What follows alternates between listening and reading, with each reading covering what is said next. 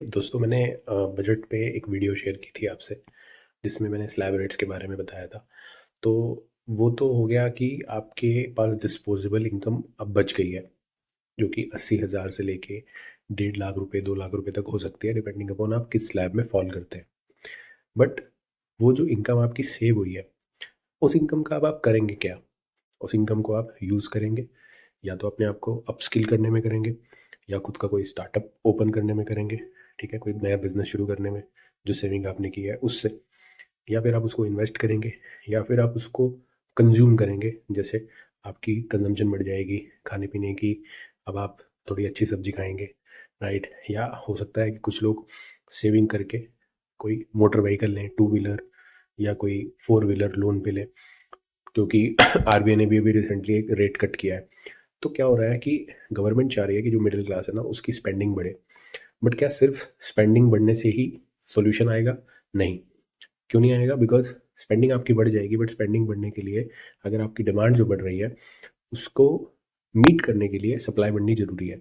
तो इसलिए गवर्नमेंट ने क्या किया है, कुछ सेक्टर्स में, जैसे कि स्पेसिफिकली एमएसएमईज के लिए काफ़ी सारी सपोर्ट स्कीम्स लॉन्च की हैं, स्टार्टअप्स के लिए फंड्स ऑफ फंड लॉन्च किया है, जिससे कि सेल्फ सस्टेनेबल इकोसिस्टम खड़ा हो सके, एम्प्लॉयमेंट जनरेट हो सके, एक्सपोर्ट्स हमारे और बढ़ सके, ठीक है? तो डिमांड और सप्लाई का जो ये गेम है, ये आपको समझना बहुत ज़रूरी है। खासकर अगर आप खुद का बिजनेस कर रहे हैं तो आपको ये चीज़ें पता होनी बहुत ही ज़रूरी है। बट अगर आप एम्प्लॉय भी हैं तो अपनी नॉलेज के लिए भी आपको पता होना ज़रूरी है। अब ये जो कुछ स्कीम्स हैं, जैसे फॉर एग्जांपल अभी बिहार में मखाना जो है ना, वो काफ़ी प्रोड्यूस होता है और वो एक्सपोर्ट भी होता है।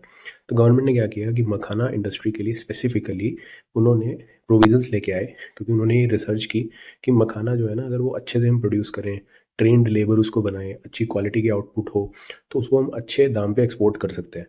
तो वहाँ पर वो ना पूरा एक मखाना का हब बना रहे हैं, जिससे अच्छी क्वालिटी का और अच्छे दाम पे एक्सपोर्ट करने का एक सिस्टम वहाँ पे खड़ा हो सके। अब ये बात होती है, मतलब एक मखाने की बात नहीं है। अब लेदर इंडस्ट्री में भी आर्टिफिशियल लेदर जो कैक्टस से बनता है ना, उस पे भी काफ़ी जो है जोर दिया जा रहा है कि वो हमें करना चाहिए अच्छे से, उसके लिए भी ट्रेनिंग होनी चाहिए, अपस्किलिंग होनी चाहिए। ना कि ये, अब आप देखेंगे कि अगर आपकी डिमांड बढ़ेगी, ठीक है, जैसे मान लीजिए ऑटो कंपोनेंट्स हैं या रिटेल की चीज़ें हैं, ओके, ज़रूरी नहीं है कि वो आपकी सिटी में अवेलेबल हो, ठीक है? तो वो ट्रांसपोर्टेशन के लिए भी, लॉजिस्टिक के लिए भी फैसिलिटीज़ होनी चाहिए सारी बेटर, अच्छे रोड्स होने चाहिए। तो इंफ्रास्ट्रक्चर सपोर्ट पे भी गवर्नमेंट जो है लगभग 11 लाख करोड़ का खर्चा कर रही है, ठीक है? नॉट ओनली दिस, ये तो एक एग्जांपल हुआ। अभी आपको अगर जो भी प्रोडक्ट या सर्विसेज चाहिए, उनकी क्वालिटी अच्छी होनी चाहिए। वो क्वालिटी अच्छी कैसे हो सकती है? वो तब होगी जो लोग उसको बना रहे हैं वो एफिशिएंट है, हाईली स्किल्ड है, ठीक है? अगर एफिशिएंट हाईली स्किल्ड है, उसको एफिशिएंट और हाईली स्किल्ड लेबर को बनाने के लिए उसको लेटेस्ट टेक्नोलॉजी पे ट्रेनिंग होनी चाहिए, उसको सारी चीज़ें पता होनी चाहिए, इंक्लूडिंग आज की डेट में जो एआई इतनी अच्छे से इवॉल्व हो रहा है, तो एआई की पूरी नॉलेज होनी चाहिए। तो इसके लिए भी गवर्नमेंट जो है काफ़ी इन्वेस्टमेंट कर रही है, लगभग 500 करोड़ प्लस रुपीज़ का इसमें इन्वेस्टमेंट जो है अभी किया है। वो स्मॉल अमाउंट है, इससे काफ़ी ज़्यादा करना चाहिए, बट ये सिर्फ शुरुआत है।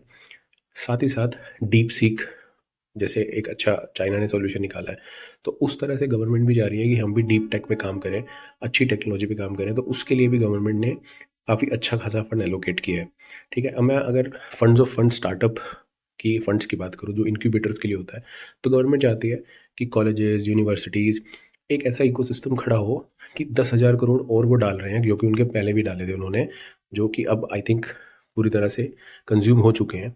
फंडिंग हो चुकी है लगभग 2400 स्टार्टअप्स की उसके अंदर। तो वो चाह रहे हैं कि 10,000 करोड़ और इन्फ्यूज़ करके और ज़्यादा कैपिटल लेके आया जा सके, बिकॉज़ अगर फंड टू फंड स्कीम में कुछ इन्वेस्टमेंट होती है ना, तो उससे एक पूरा एक और फंडिंग का इकोसिस्टम एक्टिव होता है। आपके कॉलेजेस के एंटरप्रेन्योर सेल एक्टिव होते हैं। तो उससे क्या होगा कि हमारे ओवरऑल इकोसिस्टम को फ्रॉम द बेस, मतलब कॉलेज से लेके एक ग्लोबल लेवल तक अगर आपको लेके जाना है, तो एज अ स्टूडेंट अगर आप ये वीडियो सुन रहे हैं तो आपके लिए भी इंपॉर्टेंट है। ये बजट को ज़रूर पढ़ें, और मैं जो ये लिंकेज बता रहा हूँ आपको चीज़ों के साथ, ये बहुत इंपॉर्टेंट और रेलिवेंट है, ठीक है?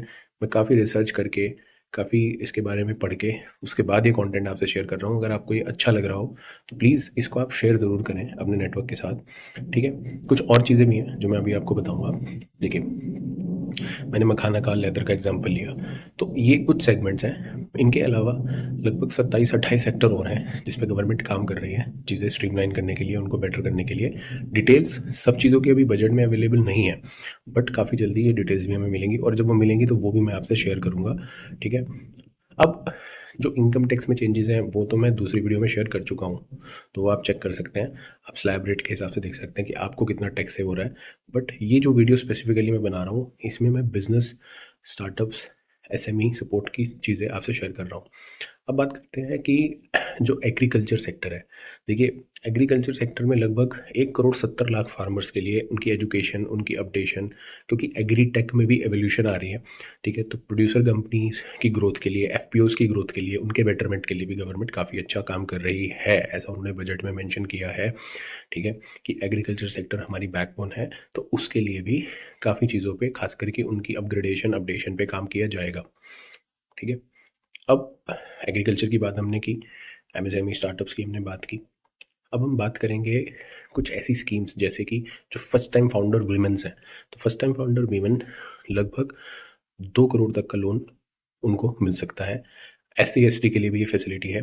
और CGT SME जो गवर्नमेंट की स्कीम है, सेंट्रल गवर्नमेंट की क्रेडिट गारंटी जो स्कीम है, जिसमें लगभग 85% तक का कवर गवर्नमेंट की तरफ से होता है लोन का, उसकी लिमिट 10 करोड़ से बढ़ा के 20 करोड़ कर दी गई है। MSMEs जो कि ऑलमोस्ट 25 करोड़ लोगों को एम्प्लॉय करते हैं आज की डेट में, जीडीपी में भी अच्छा खासा कंट्रीब्यूशन है। लगभग 70% वर्कफोर्स जो है इंडिया की वो MSME में ही काम कर रही है, एम्प्लॉयड है। तो ये ध्यान रखते हुए, और MSME का एक्सपोर्ट में कंट्रीब्यूशन ध्यान रखते हुए, MSME के लिए भी काफ़ी सारे इनिशिएटिव गवर्नमेंट ने लिए हैं। और ये जो इनिशिएटिव हैं ये इसलिए लिए गए हैं कि गवर्नमेंट चाहती है कि MSME को बूस्ट मिले। साथ ही साथ MSME की जो डेफिनेशन थी उसमें माइक्रो, स्मॉल, मीडियम में जो इन्वेस्टमेंट और टर्नओवर की लिमिट्स थी, 2 टाइम्स कर दिया है और 2.5 टाइम कर दिया है। अब ये डिटेल अगर आपको जाननी है वो मैं लिंक में भी शेयर कर दूंगा। बट जो भी इन्वेस्टमेंट की और टर्नओवर की लिमिट थी, इन्वेस्टमेंट की लिमिट को डबल और टर्नओवर की लिमिट को उन्होंने लगभग 2.5 टाइम्स कर दिया है। ठीक है। पर्पस यही है कि जो MSME है वो अच्छे से ग्रो और स्केल कर पाए। जितना MSME ग्रो और स्केल करेगा, उतना ही ये जो मैं बेनिफिट्स बताए, जीडीपी में कंट्रीब्यूशन है, एक्सपोर्ट्स है, मैन्युफैक्चरिंग में कंट्रीब्यूशन है, एम्प्लॉयमेंट में कंट्रीब्यूशन है, क्योंकि MSME के इन सब चीज़ों में बहुत ज़्यादा अच्छा कंट्रीब्यूशन है। ठीक है। तो इसलिए गवर्नमेंट चाहती है कि MSME अच्छे से ग्रो कर पाए, इसलिए उनकी लिमिट्स भी बढ़ा दी गई हैं। MSME में कवरेज के लिए काफ़ी सारी स्कीम्स हैं, बेनिफिट्स हैं, जैसे for example collateral free loan होता है, या फिर कोई ऐसे बेनिफिट्स होते हैं जो सब्सिडाइज रेट पे जो है MSME को मिलते हैं, वो अच्छे से अवेल कर पाए, इसलिए ये लिमिट्स बढ़ गई हैं। प्लस जो समाधान की स्कीम होती है, जैसे MSME में किसी तरह का कोई डिस्प्यूट अगर हो जाए, उनकी पेमेंट ना मिल रही हो, तो वो चीज़ को भी इसमें बूस्ट मिलेगा, क्योंकि ज़्यादा से ज़्यादा लोग MSME में कवर हो पाएंगे और इस फैसिलिटी का बेनिफिट ले पाएंगे, जो कि रिकवरी ऑफ ड्यूज़ वाली फैसिलिटी होती है। 45 डेज में पेमेंट करना मैंडेटरी होता है MSME को, आपको ऑलरेडी ये प्रोविज़न पता भी होगा।